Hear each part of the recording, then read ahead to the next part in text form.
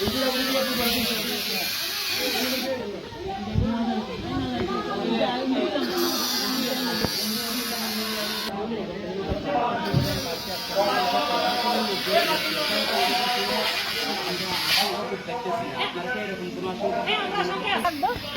কোনো থাকবে যার যার ব্যক্তিগত অনুযায়ী যে অনুযায়ী সে যদি মেয়র অপরাধ করলে মেয়রের শাস্তি মেয়রও পাবে, আমাদের বসত বিড়াতে আমরা থাকবো, সেটা হচ্ছে কথা।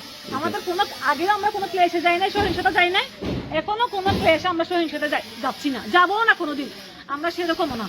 তার মানে আপনাদের কথা হচ্ছে আপনার বাবা রাজাকার থাকার কারণে আপনাদের ঘর থেকে উচ্ছেদ করে দিয়েছে। হ্যাঁ, এখন আপনারা আসছেন, এখনো আপনাদের ভয় আছে? হ্যাঁ, ভয় আছে। হ্যাঁ, উচ্ছেদ এবং আমাদের পুরো বাড়ি আমরা কোনো ধরনের ওরা 15 বছর নৈরাজ্য করলো, নির্যাতন করলো, আমরা কোনো নির্যাতনে কোনো নৈরাজ্যে আমরা যেতে চাই না, আমরা শান্তি মতো থাকতে চাই। তা আমরা কোনো ধরনের সহিংসতা আগেও চাইনি, এখনো চাই না, ঠিক আছে? আমরা শুধু মিলেমিশে ওরা ওদের মতো থাকবে, আমাদের জায়গায় আমাদেরকে সন্ত্রাসী আখ্যা দিয়ে মিথ্যাভাবে আমাদের সহায় সম্পত্তি, আমাদের যৌথ পরিবারের সহায় সম্পত্তি দখল করার জন্য, যৌথ সম্পত্তি দখল করার জন্য। আপনারা কতদিন ধরে বাইরে আছেন? আমরা 2021-এর 31 মার্চ থেকে আজকে 3.5 বছর, প্রায় 3.5 বছর বাইরে আছে। আমরা বাইরে মানবতার জীবনযাপন করতেছি।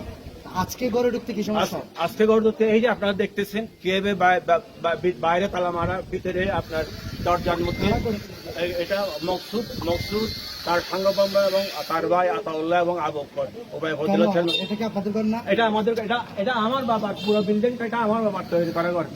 আমার বাবা মৌলভী জাকারে তৈরি করা ঘর। এই বিল্ডিংটা তারা 2 ভাই থাকবে এখানে, পরে মকসুদ এই বিল্ডিংটা করে নতুন বিল্ডিং। কিন্তু আমাদের ঘর থেকে গত 22 জানুয়ারি গত 22শে নভেম্বর আমার বাবার মৃত্যুর সময় আমরা এখানে ঘরে ঢুকেছিলাম।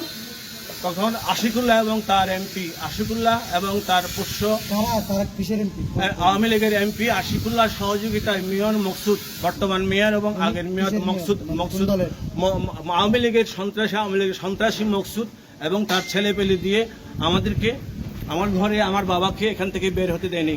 আমার বাবা বাংলাদেশ নতুন করে স্বাধীন হয়েছে, এখন তো আপনাদের যদি প্রত্যেক বিটা হয়ে থাকে আপনারা ঢুকতে পারেন, তাহলে এত ভয় কি? ওই যে আমরা আমাদের সম্পত্তি আমরা চাইবো, আমরা ঘরে থাকবো, আমাদের ঘরে। এই যে দেখলেন আবু বকর চেয়ারম্যান আপনাদেরকে বলা দিল, উপজেলা বিএনপির উপজেলা নেতা এবং আগের উপজেলা চেয়ারম্যান ছিল। মকসুদের সন্ত্রাসী মেয়র মকসুদের বড় ভাই, 1 ভাই আওয়ামী লীগ আর 2 ভাই বিএনপি, তারা মিলে ঝিলে পুরো এলাকাকে সন্ত্রাসী রাজ্য বানিয়ে ফেলছে। এখন তো আওয়ামী লীগ বলতে সরকার, এখন আমরা আমাদের সমস্যা ওরা বাধা দিচ্ছে এখনো। বিএনপি আবু বকর চেয়ারম্যান, আতাউল্লাহ এবং মকসুদ মিয়া, মামুন মুর্শেদ, যুবলীগের সভাপতি মামুন, মকসুদ মিয়ার আপন ভাগিনা। আচ্ছা, আপনারা কয় বছর পরে আপনাদের এই যে বাসভবনে এসেছেন? আমরা 3.5 বছর পরে আসছি। এখন এইদিকে আরো রুম আছে, এখন তো আপনাদেরকে 2টা রুম দেখাইছি, আপনারা আসেন। বৈষম্য দূর হয়েছে এই দেশ থেকে, আমরা সেই জন্য আন্দোলন করে আমাদের দেশকে আমরা স্বাধীন করেছি। এবং ডক্টর মোহাম্মদ ইউনূস, যিনি আমাদের উপদেষ্টা প্রধান, উনি আমাদের কাছে ওনার বিনীত অনুরোধ যে আপনি দেখুন আমরা কি পরিমাণ বৈষম্যের শিকার একই স্বাধীন বাংলাদেশে, যে বাংলাদেশ আমাদের ভাইয়েরা রক্ত দিয়ে স্বাধীন করেছে, সেই বাংলাদেশের একটা ছোট্ট এলাকা মহেশখালী পৌরসভার 8 নম্বর ওয়ার্ড, যেটা ঠিক শেখ হাসিনার মতো একজন স্বৈরাচারী পরিচালনা করে। সে হচ্ছে মেয়র মকসুদ মিয়া, পৌর আওয়ামী লীগের সভাপতি এবং আওয়ামী লীগের একজন প্রার্থী এবং মেয়র ছিল। সে এত বেশি ডিক্টেটর ছিল যে সে আমাদের সকলকে আমাদের পরিবার থেকে কিভাবে উচ্ছেদ করেছে আপনারা সবাই দেখুন এবং আপনারা এটার বিচার করুন। এবং এখন আমরা বর্তমানেও আমরা কোনো শান্তিতে নেই। আমরা এত কষ্ট করে রক্ত দিয়ে স্বাধীন করে আমাদের ভাইদের সাথে প্রতিদিন আন্দোলনে গিয়ে আমরা পাটা ফাটাই ফেলছি, তাও আমরা আমাদের দেশকে স্বাধীন করতে পারি নাই। এখন মকসুদ মিয়া আওয়ামী লীগ নেমে গেছে, এখন তার ভাই আবু বকর এবং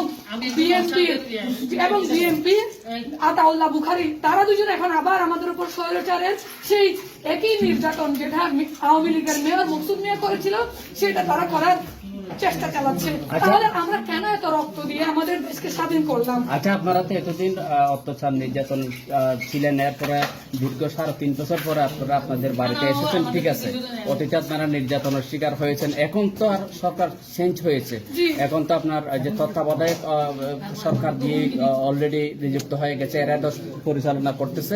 এখন কি আপনারা কোনো ধরনের আশঙ্কায় বোধ করতেছেন কিনা আপনাদের আবার পুনরায় কি এই যে বাসভবনটা দখলে নেওয়ার জন্য বা আপনাদের কোনো মিথ্যা মামলা দিয়ে হয়রানি বা আপনাদের শারীরিকভাবে কোনো অ্যাসল্ট করার মতো কোনো আশঙ্কা বোধ করতেছেন না?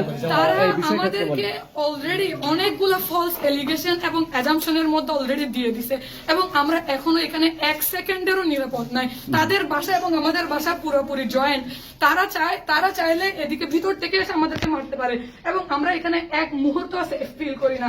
আমি বাংলাদেশ সেনাবাহিনীর কাছে বিনীত অনুরোধ করব যাতে আমাদেরকে ওনারা শেল্টার দেয়, কারণ ওনারাই আমাদের রক্ষাকর্তা এবং পালনকর্তা।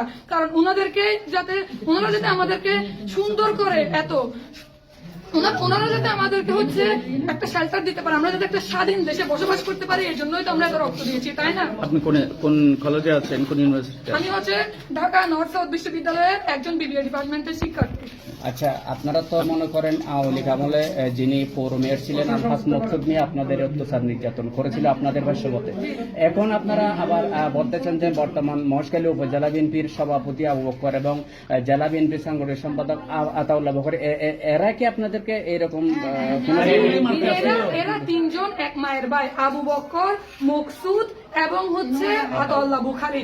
এই তিনজন পুরা এলাকাটার মধ্যে একটা ত্রাস সৃষ্টি করে রেখেছে, যার কারণে কোনো মানুষ এই এলাকায় তাদের উপরে একটা টু শব্দ করতে পারে না।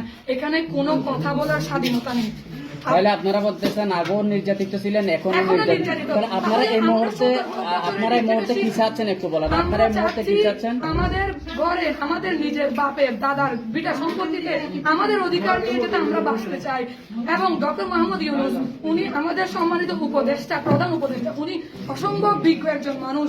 উনি জানেন একজন মানুষের বাসায় বসবাস করাটা তার বেসিক হিউম্যান রাইটস। আপনারা বলেন ঠিক কিনা? বসবাস করাটা তার বেসিক হিউম্যান রাইটস। আপনারা বলেন ঠিক কিনা?